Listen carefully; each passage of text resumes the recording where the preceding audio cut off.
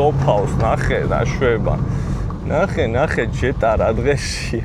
თუ ღირს GLI რო იყიდო, ვიდრე აი ჩვეულებრივი პაკეტი, ეგ გავარკვიოთ რა. მოგესალმებით მეგობრებო, თქვენ უყურებთ ისევ Just Drivers. ამ ვიდეოში ძველი ჯეტას უნდა შევადარო ახალი ჯეტა. ეს მანქანა უკვე გადაღებული ყავს ჩვენ არხს და შეგიძლიათ ცალკე ვიდეო ნახოთ, ხოლო აი ამ მანქანაზე მე არასდროს არ უმჯდარ ვარ. ეს არის 2020 წლიანი 1.4 ძრავით სელ პაკეტი ჯეტა და სულ მაინტერესებდა როგორ დადიოდა, იმიტომ რომ ყველა ამბობს რომ უფრო რბილი არის, უფრო ფართი არის, ნუ სხვა პლატფორმა არის ახლა თავისთავად ეს მანქანა და იმის და მიუხედავად რომ სიგრძეში უფრო დიდი არის, მაინც უფრო მჩატე არის. ხო და აი ვიზუალურად ეხლა მე პირადად სიმართლე რო გითხრათ, ნუ ჩემი GLI არის ეხლა და პაკეტში ჯობია ასე რო ვთქვა და აი უკანა მხარეს ვიზუალი ეხლა მაგალითად ჩემი მანქანის მირჩევნია. თუმცა ეს მანქანაც საკმაოდ დახვეწილი და ლამაზი მოდელებია. GLI-სთან უფრო ასე რო ვთქვა თანაბარი შედარება იქნებოდა, მაგრამ მოდი GLI გადავდოთ ამ ეტაპზე გვერდზე. სანამ დავждებით, მოდი კაპოტს ავხადოთ და ნახოთ შიგნით როგორ გამოიყურება 1.4 ტურბოძრავი. ამ მანქანას დაახლოებით აქვს 150 ცხენისძალა, 140-დან 150 ცხენისძალამდე აქვს და საკმაოდ გამძლე ძრავი არის. ეს ძრავი არ არის ცეფზე, ეს არის ღვედზე და შესაბამისად Volkswagen-ი არ ამბობს კონკრეტულ ინტერვალს, როდის უნდა შეიცვალოს აი ეს ღვედი, თუმცა რეკომენდირებულია მაინც, რომ დაახლოებით 150 მილზე შეამოწმებინოთ ხელოსანს. სხვა განსაკუთრებული არაფერი ახლა აქ მოდი დავკეტოთ და უკვე შეგვიძლია რომ დავждეთ სალონში და დავიძრათ. გაჩერებულ მანქანაში რო არ ვილაპარაკო ეხლა და ვიდეო მოსაწყენი არ იყოს, მოდი დავიძრათ, მოძრაობაში ვილაპარაკოთ ყველაფერზე ირგვლივ, მაგრამ ერთი პრობლემა გვაქვს. ჩვენ იცით რომ არ ვძრავთ მანქანას, სანამ არ დავკიდებთ Little Trees მანქანის არომატიზატორს. ასე რომ მოდი დავკიდოთ ეხლა და მერე დავიძრათ, გავიდეთ ქალაქში როგორც ვთქვი, მერე ავტობანზე და ასე შემდგომ. აბა შენ მოშორდი აქედან. აი ესე აი ამ ლამაზი ტყით მინდა რომ გავხსნა ჩვენი მოძრაობის ვიდეო. ძალიან მიყვარს ხოლმე აი გამოვლა. მოდი აქ მშვიდად ვიმოძრავოთ ჯერ სანამ სალონზე მინდა რომ ვისაუბრო ორი სიტყვით, იმიტომ რომ თავისთავად მანქანაში რო ჯდები, აი პირველი ასე რომ ვთქვათ შთაბეჭდილება აქედან მოდის, ხო? მე სურათებში მქონდა აი ამ მანქანის სალონი ნანახი და ასე რომ ვთქვათ არ მომწონდასავით რა, რაღაცა მეგონა რომ ეს ჩემი მანქანის დიზაინი რატომღაც უფრო მომწონდა რა, მაგრამ აი ახლა აქ რო დავჯექი, სულ სხვა შეგრძნება და სულ სხვა ემოცია მივიღე უკვე ამ მანქანისგან.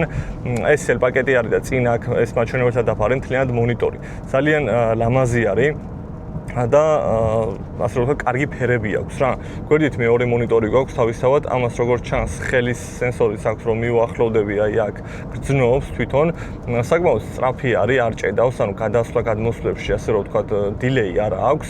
ეს Volkswagen-ის ასე რომ ვთქვათ, საფირმო ღილაკია, ყოველთვის დაყვება ეს გამორთვის ნიშანი, ესე ტრიალებს და მე სულ აი ესე ვასწორებ ხოლმე ამაზე გიჟივით რა. სალონში ყველაფერი რბილია, რბილი, რასაც ეხები, ესეც ახლა მთავარი ასე რომ ვთქვათ, ეს მანქანას მაღალი პაკეტია და ჩემი მანქანაც ხო GLI-ია ბოლო პაკეტია, თუმცა ესენი ჩემი მანქანაში არის პლასმასის რა და ამ მანქანაში რბილია. მართალია, ანუ ეს რაღაცნაირი შეფასების თემა არის, ეხლა ამას ვინ ეხება მანდამაინც, მაგრამ მაინც კარგია რომ მანქანაში ასე რომ ვთქვათ, აი ეს რაღაცა კარგი მასალით არის გაკეთებული ირგვლივ სალონი. ხმაზე უნდა ვთქვა რომ ეხლა რასაც მოვდივარ აი აქ რასაც მოძრაობ, ხმა არ შემოდის მანქანაში, კარგი ასე რომ ვთქვათ სისტემა აქვს, ხმის დამცავი და აუდიო სისტემაზეც უნდა ვთქვა ბარემ რომ Beats-ის აუდიო სისტემა გვიყენია, პრემიუმ აუდიო სისტემა მოყვება თურმე ამ მანქანაში. ჩვენ მანქანას ეხლა ძველი MK6-ს მოყვება Fender-ის აუდიო სისტემები, აქ როგორც ჩანს შეუცვლიათ. ხილვადობას რაც შეეხება კიდე ეგეც უნდა ვახსენო რომ ჩემ მანქანაში რატომღაც ხანდახან მგონია რომ ცოტა ზევიდან ვზივარ ხოლმე თქვა, ეგ შეგრძნება მიჩნდება. ამ მანქანაში ეხლა რაღაცნაირად გათანაბრებული ვარ აი მაჩვენებელთა დაფასთან და კარგი შეგრძნება არის. საჭი ნორმალური არის, სტანდარტული Volkswagen-ის საჭი არის ეხლა, ბევრი მანქანა გამოდის ამ საჭით, გინდა Passat-ები, გინდა Tiguan-ები და ასე შემდგომ. ახალი ეს ახლა 2020-იანია, დაჟე 23-იანებსაც მე მგონი იგივენაირი საჭი აქვს. მოდი ახლა აი აქ ჩვენ ჩავასხათ საწვავი. ეს რა ბენზინგასამართი არ ვიცი, ნახდათ Vigo აწერია, მაგრამ მოდი ნახოთ. ჩვენ ბენზინის აუზი ახლა გვაქვს აი მეორე მხარეს, ხო? კარგი, მაშინ აი აქ მოტრიალება მოგვიწევს და თან მინდა რომ სანამ გაჩერებული ვარ, აი ამ მანქანის ლუკი გაჩვენოთ, როგორც Lincoln MKZ-ზე ამოდის, დაახლოებით ისე რა მთლიანად. Okay. ეს ჩავწიოთ. ბენზინი მიღებული გვაქვს. ეხლა აქედან გავიდეთ ავტობანზე. და ვნახოთ უკვე როგორ ჩქარდება. ნახე ხელს რომ მიიტან მონიტორთან გრძნობს, ესე ამოდის აქ რაღაცა, ეხლა რომ გავწევ ჩაიწევა, ნახე. მიიტან ამოვა. კარგია. მაგრამ როგორც ის ესენი ფუჭდება.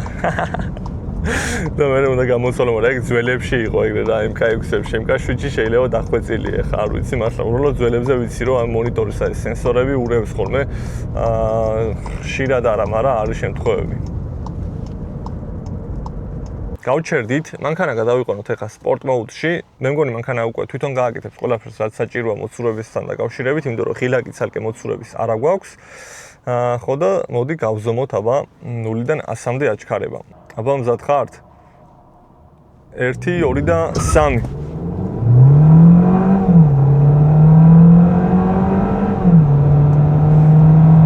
და აი 100-ით შესრულდა.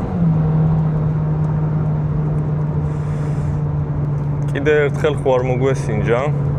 1, 2 და 3.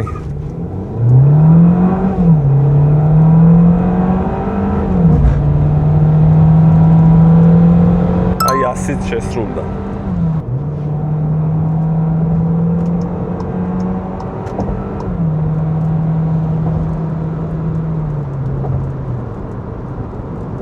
არა, ავტობანზე ხმა არ შემოდის. ძალიან მაგარი, ძალიან კარგი იზოლაცია აქვს ამ მანქანას. ორმაგი შუშები ხო არა შემთხვევით თუ რა ხდება. არა, ერთ სალფა შუშა. ძალიან ჩუმია, ძალიან ჩუმია. მართლა არ მოველოდი ასე ჩუმი რო ყოფილიყო. ჯეტა, ანუ ხო ხვდებით, ანუ ასე ვთქვათ, ანუ კლასი მანქანის მაღალი და საოცარი არ არის რა, მაგრამ ძალიან ჩუმია და კაი მანქანა ყოფილა ძმაო. საღოლ Volkswagen-ს გაზდა. ბევრი გამომწერი. 10000. ვისაც არ აქვს არხი გამოწერილი, გამოიწერეთ. თხოვნა იქნება და მაგარი მანქანები ჩემზე იყოს მე. წინ GLI მიდიოდა, იმის ნახვა მინდა, აბა როგორ მოძრაობს ერთი. მანქანაში ხმა არ შემოდის, ეს კარგია. ტრასაზე საკმაოდ სტაბილურად დგას. აი ხა ქარი არის თან ხო შეიძლება რომ გრძნობდე რომ აი ქარი გაქანებს რა რაღაცა, მაგრამ აი კარგად უჭირავს რა.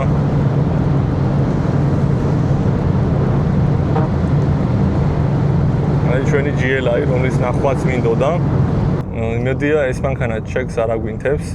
მე მჯერა 1 და 4 ძრავები იმდენად კარგია და გამძლეა, რომ მე მჯერა რომ ეს მანქანა ჩეკს არ აანთებს რა. და რა თქმა უნდა სტოკ მდგომარეობაში ხა აქ. და არ არის იმის საშიშროება, რომ რაღაცა ასე რომ ვთქვათ, პრობლემა შეგვექმნება, ასე რომ შეგვიძლია თამამად მომეყრათ გაზის პედალს.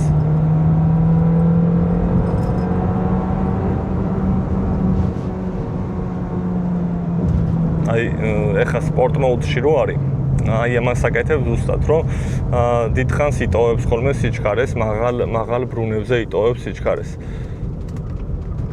აი მოსახლეში ხა აქ ვიგრძენის სიმართლე რომ გითხრა რომ ბორბლები ვერ ეჭიდება. პატარა წრეპინის ხმა წამოვიდა საბურავებიდან რა.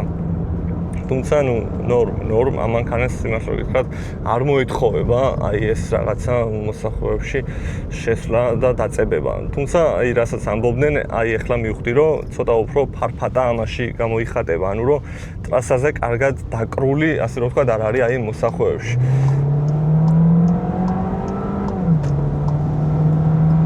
Ford Fusion-ს რა ეგონა ერთი.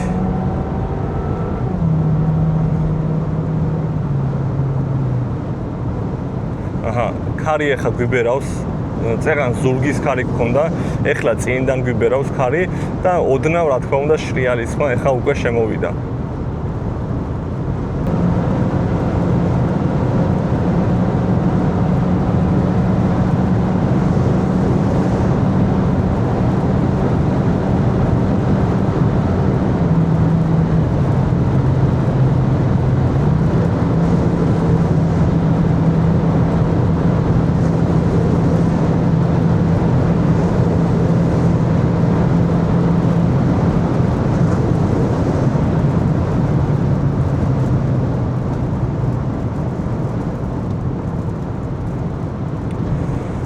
Так.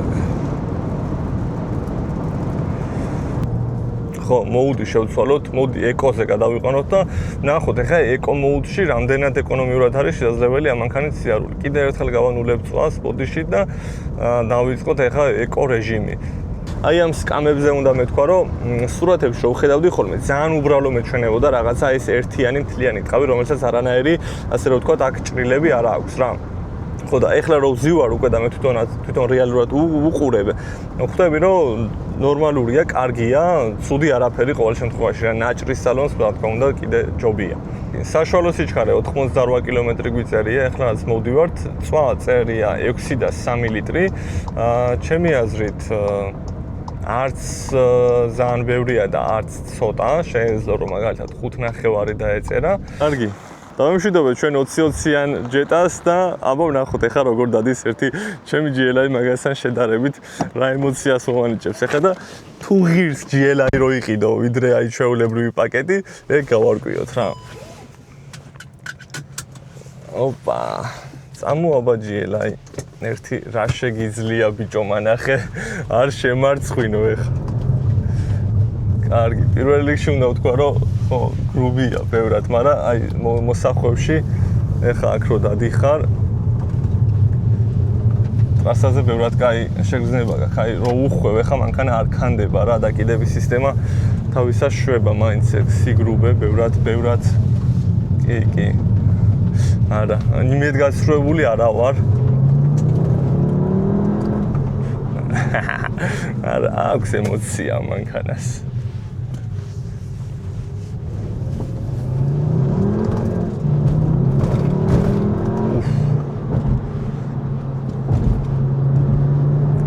თუმცა ბევრად უფრო მგრძნობი არიან ცუდ გზაზე.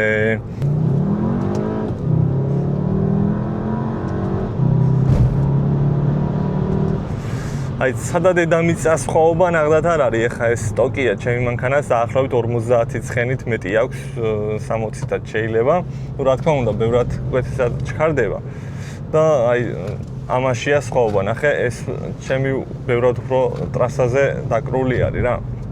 მაგრამ მაინც კარგი მანქანა იყო, ეს ახალი MK7 ჯეტა მომეწონა ნახდად და ვიყოლიებდი სიტყვაზე რომ მჭირდებოდეს მანქანა რომელიც იქნებოდა საოჯახო, ეკონომიური და უბრალოდ გადასაადგილებლად კარგი მანქანებია ნამდვილად.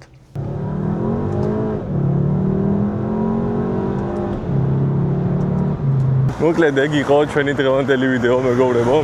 ვისაც მოგეწონათ აუცილებლად კიდევ ერთხელ გთხოვთ რომ დამიკომენტაროთ, გამამხნევოთ და შევხვდებით შემდეგ ვიდეოებში.